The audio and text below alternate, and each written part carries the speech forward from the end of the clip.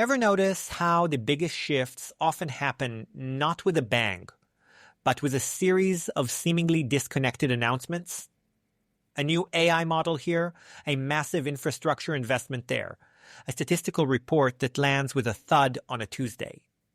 Individually, they're just news items. Collectively, they're the tectonic plates of our working world, grinding into a new configuration. It's like watching a magician. You're so focused on the flourish of the right hand, you miss the subtle game-changing move of the left. Welcome back to AI Replaced Me. It's May 22nd, 2025, and I'm your host, Koby Ofek. This is episode 3, where we continue to unpack the ever-evolving, sometimes unsettling, and always fascinating relationship between artificial intelligence and our professional lives.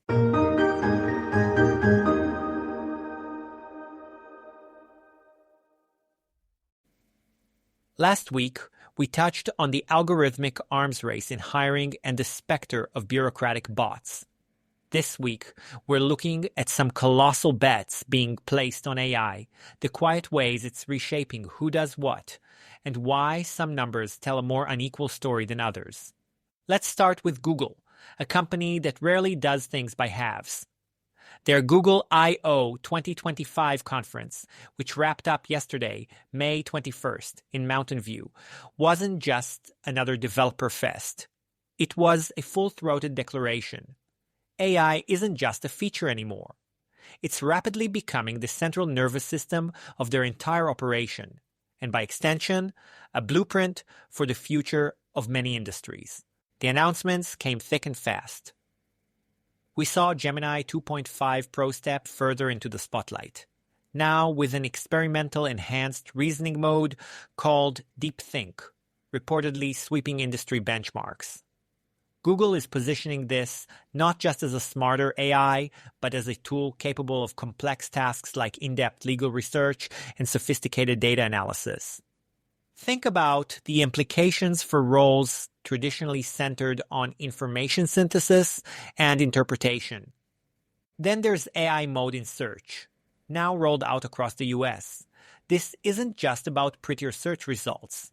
It's about AI overviews and real-time conversational interactions. For job seekers, it could mean a more intuitive way to find opportunities. For employers, a more streamlined recruitment process. But for roles that involve information gatekeeping or basic research, the ground is definitely shifting. And Gemini Live, previously a paid feature, is now free on Android and iOS. This isn't just a voice assistant. It's a conversational AI that can share your screen and camera. Imagine the impact on customer service roles when an AI can not only understand your problem, but also see it and guide you through a solution. Perhaps one of the most visually arresting announcements was VO3, a generative AI for video creation that can now produce videos complete with dialogue and sound effects. Google DeepMind CEO Demis Hassabis even heralded it as the end of the silent era of video generation. Coupled with Imagen 4 for advanced image generation, the potential disruption in media production from graphic design to video editing is palpable. We're talking about tools that could dramatically lower the barrier to creating high-quality media, which is great for creators, but a clear challenge to traditional production workflows.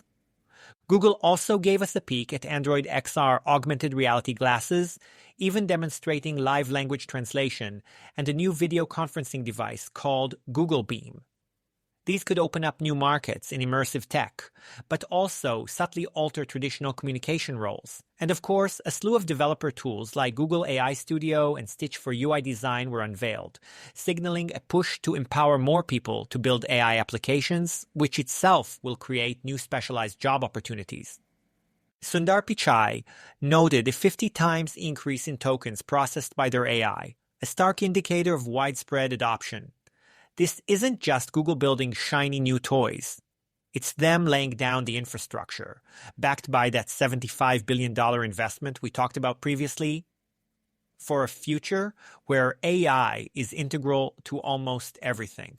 They're not just aiming to augment human capability, they're building a new kind of workforce, a hybrid of human and artificial intelligence. The question they seem to be posing isn't if AI will transform jobs, but how profoundly and how quickly we all need to adapt to their rapidly evolving playbook.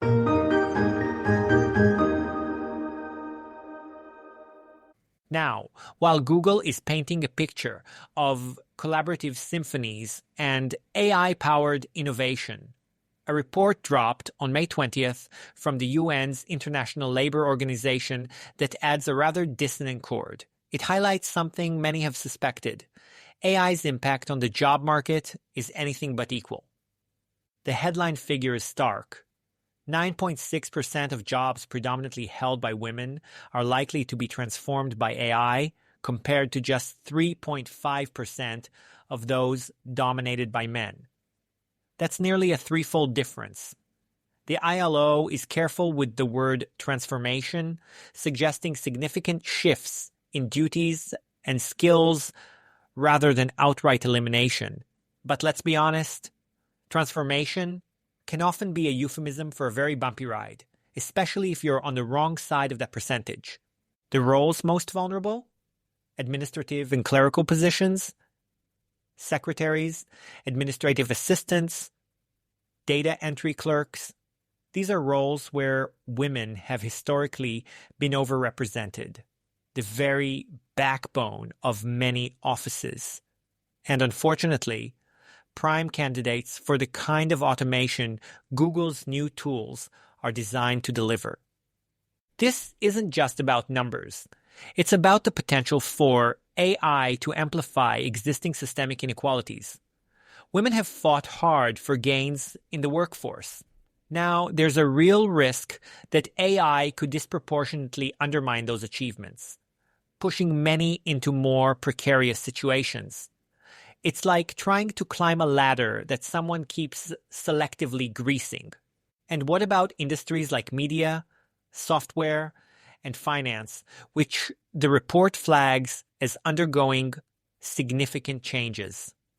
While the gender breakdown isn't explicit, it's hard to imagine the impact will be evenly distributed there either, especially when tools like VO3 or Gemini 2.5 Pro are promising to automate core tasks. The ILO talks about transformation, and that word itself can be a trap. Does it mean genuine improvement in job quality and productivity for everyone? Or does it mean increased workloads, the relentless pressure to upskill, often on your own dime and time, and essentially doing more with less? For women often juggling complex work-life balances, this transformation could feel less like an opportunity and more like an unsustainable burden. The call to action from the ILO is predictably for reskilling and upskilling. Necessary, yes, but it's not a silver bullet. We need more targeted training programs that are accessible, especially for women in at-risk roles, with considerations like childcare.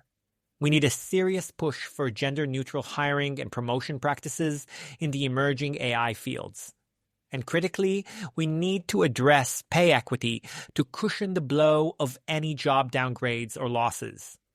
This ILO report is a flashing red light. It's a reminder that the AI revolution, for all its potential, could deepen existing divides if we're not incredibly intentional about building a more equitable future of work. All right, time for a few quick hits from the ever-spinning carousel of AI and employment. Our future forward flashes. Oh my goodness! Time for future forward flashes! Flash 1. Remember the Y2K bug?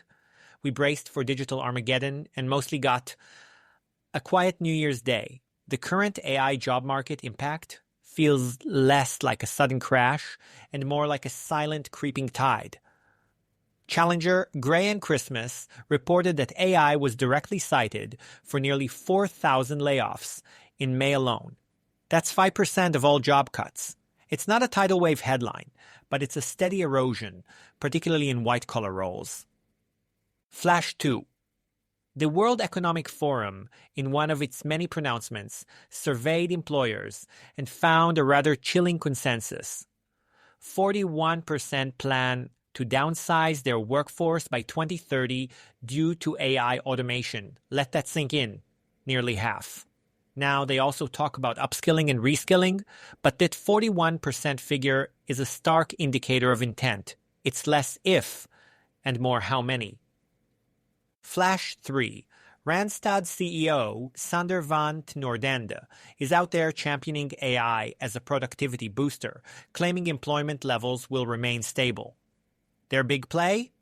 An AI-driven hiring app that can reportedly get workers employed within 24 hours, often without human intervention. From couch to contract in a day, this is speed and commoditization on a new level. While it offers immediate income for some, it also raises questions about the perceived value of specialized skills when a bot can place you that fast. Flash 4. And speaking of speed, the Financial Times Working It newsletter highlighted the rise of agentic AI, systems that don't just automate tasks, but automate entire processes and even make decisions. Salesforce CEO Mark Benioff claims this can significantly boost productivity without necessitating an increase in human staffing, which is CEO speak for doing more with fewer people. HR leaders are predicting hybrid human AI teams, but also a 19% reduction in operational costs. That 19% has to come from somewhere.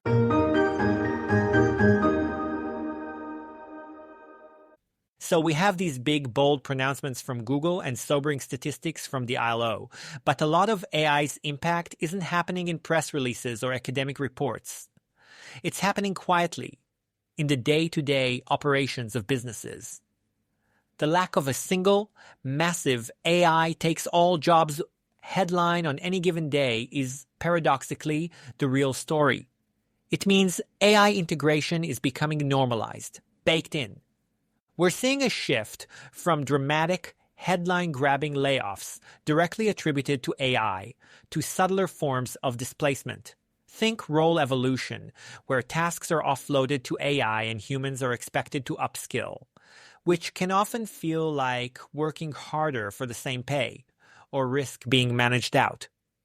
Think hiring freezes and attrition, where companies simply don't backfill roles, quietly shrinking their human workforce. The promise of the AI-augmented worker often masks the reality that fewer humans are needed for the same output. Randstad's big investment in AI-driven hiring is a perfect example. It's not just about speed, it's fundamentally changing the role of human recruiters. If AI can screen, interview, and predict success, the recruiter becomes less of a talent scout and more of an algorithm manager. This can devalue human judgment and lead to a homogenization of talent, all while the decision-making process becomes more opaque. And then there's the fascinating insight about agentic AI. AI that takes initiative. We're talking about systems that can handle complex, multi-step processes autonomously. Employee onboarding, expense approvals, project collaboration, all potentially managed without a human in the loop. Salesforce's Mark Benioff is betting big on this, envisioning digital labor as a massive market. But here's a crucial and slightly alarming point from a McKinsey report. There's often a massive disconnect between what executives think is happening with AI in their companies and how employees are actually using it. Workers are often way ahead, adopting AI tools on their own to boost efficiency, sometimes without official sanction. This shadow AI adoption can lead to a lack of coherent strategy, security risks, and missed opportunities. Executives might be flying blind, underestimating both the potential and the disruption. The rise of AI-native startups is perhaps the starkest example of this shift. These are companies built from the ground up around AI, operating with minimal human staff and incredibly fluid structures. If a lean AI-powered startup can outcompete an established giant, the pressure to adapt becomes immense. And the World Economic Forum has been vocal about the vanishing entry-level job. If AI can handle data entry, basic research, and routine customer interactions, what happens to the first rung on the career ladder? This isn't just about job numbers. It's about access to opportunity, about how a new generation gains experience. The experience paradox, needing experience to get a job, but needing a job to get experience, gets a whole lot worse. This calls for more than just reskilling. It demands a rethink of our entire education-to-work pipeline, focusing on critical thinking, creativity, and emotional intelligence, the skills AI, for now, can't replicate.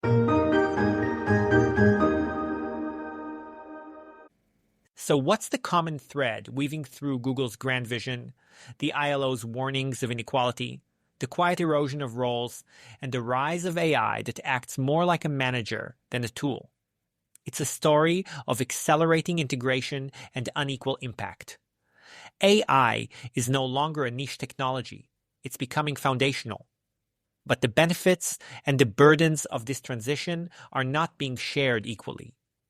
We're seeing a push towards unprecedented efficiency, often at the cost of human roles, or at least a radical redefinition of those roles. There's a clear trend towards automating not just tasks, but entire processes and decision-making chains. And critically, there's a danger that these powerful tools, if not implemented with extreme care and foresight, will exacerbate existing societal divides: gender, economic, and access to opportunity. The challenge isn't to stop this technological evolution. That's likely impossible.